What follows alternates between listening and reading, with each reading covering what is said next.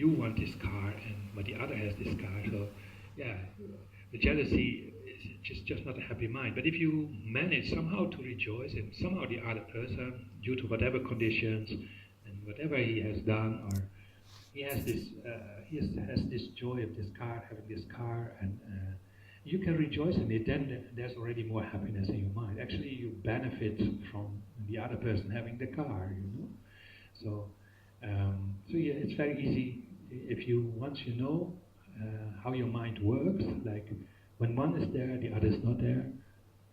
I want to become happy. We have to recognize this, like I want to become happy. But due to whatever cause conditions we become angry in this situation, and the first step is like try really to change, have the determination to change like in love, compassion instead of anger, or remember impermanence. But anyway, it's important. Anger is one of the most destructive emotions. It can have the most serious consequences to killing, to destroying buildings, or destroying relationships. With anger, you say all kinds of things now. So it's easier to destroy this building than to build it up, and also relationships, before you have trust with each other and so on, you need to invest a bit in relationships in general, if it's not a direct blood family. But destroying it goes quite quickly. You only have to say just a few words, which makes the other, especially if you know the other, you know exactly how quickly they get inflamed, or what sensitivities they have, and you say exactly those scolding words or bad words. Well, you have a problem for quite a while.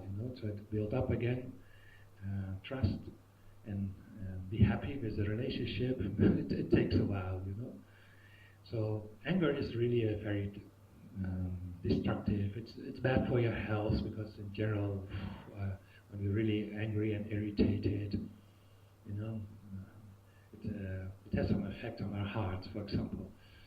So it's really not good for you. And if you cultivate, you just think, oh, it's all right to be angry, it's actually a good thing, and then I get what I want. And also your facial expressions, it goes into your facial expressions, and it's not as nice as when people have a pleasant mind and they cultivate this, then it will translate sooner or later in your appearance,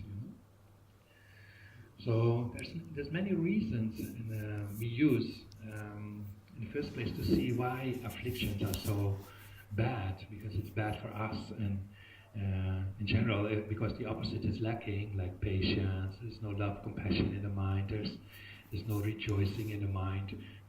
It's easy to lose a lot of friends, because in general people don't like to be so much around angry people the whole time. They like about easygoing people in general, and people who are constructive, think about things, and the people are very quickly angry.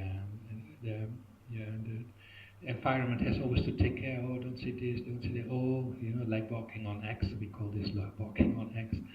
So you always have to take care not to, and if this person is angry, take this all aside, and there's no consequences. It's hard work, and so in general people are more relaxed and happy with other people who are happy. Also, when you're quickly angry, you get quickly other people angry as well, those who are also quickly angry, so you have you more quickly fights. But it's really good to reflect on what's happening with some emotional states, and then see the next step, okay, I have to hold on, breathe one time. I'm very angry. I have to get control over my mind, or what's going on, so you can go to your breath, and already there's a kind of freezing of the situation, and take some breath, and if your mind starts to work again, your intelligence comes back, then you can think of the opposite, for anger is also impermanence, and is an antidote to think oh, was I always angry at this person? No, is this person really so bad? Yeah, now at this moment I find this not so nice, but this person said last week also nice things. So to think about the positive qualities of the, when you're angry at your boss, he fires you. Maybe you think about 2 years back, and there was very nice parties, and he praised you, and he gave you good time, he paid you a lot of salary for many times, but yeah, of course, then you're fired, you're in his bubble from this moment, and you want the different, and of course he is the bad lady or the bad guy. So impermanence, think of impermanence as already, things go by in 1 second. The person I'm angry with is not always the same. It's not a concrete, inherent angry person or a bad person, So, so the antidote for jealousy is rejoicing. It takes a bit effort, but if you come there and think like, wow, he has a girlfriend, okay, nice for him, or he has a boyfriend, or she has a boyfriend, and rejoice, it's nice. And then your mind, your type of mind changes, and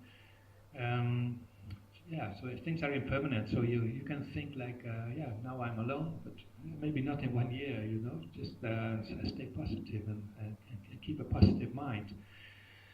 So we use our own intelligence. So the problems, they come from our mind, but the solutions also come from our own mind. We have somehow come up with our own solutions.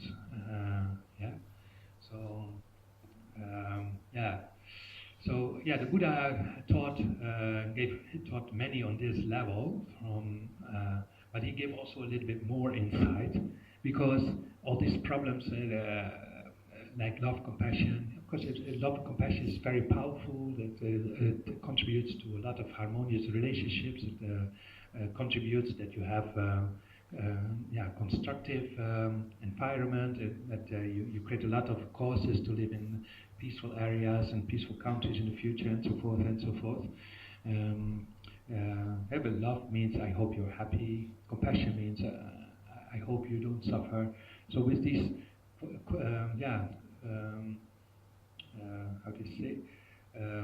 cultivating these aspects of our mind, it's really very, very powerful. We can have love, compassion for our father, mother, for our neighbors, our colleagues, and we cannot have it for friends, but we can extend it to neutral people, and we have even, if we do some meditations on our cushion, we can even do it for so-called enemies by thinking of them as, they're now enemies, but 10 years ago they were my friend, or if we forget about it, in the past 10 years ago I had an enemy, he's now neutral, I don't see him or her anymore. But if I would, maybe I would not even recognize him or her on the street anymore, We have many enemies and friends when we were 6, 7, 8, 9, 10 years old, people change. If I would meet certain of my old classmates from that age, I would not recognize them, I think. So they're neutral now, If they were even friends or they were enemies. So it's a fleeting category, kind of.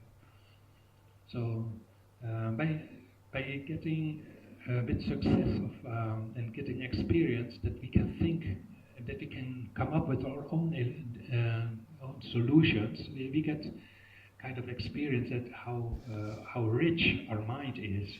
Like actually the most beautiful thing we have is our mind. If you think, the most beautiful thing I have is my house or my car or my girlfriend or my boyfriend or my cat. So we think this is most precious in my life, but actually the very most precious thing in our life is this mind, which can get its own solutions to all kind of problems, and can, if it develops itself very high, it can get blissful from its own side. So. So the Buddha taught about karma and how everything is causes and conditions. Everything which is impermanent has cause, conditions, results. So it's also for our actions. Whatever actions we have done in the past, if we have not purified it by antidotes, which the Buddha also taught, then it will ripen. And Buddha always said, good experiences and happiness come from positive actions and positive karma, Negative karma leads for sure in the future to suffering experiences.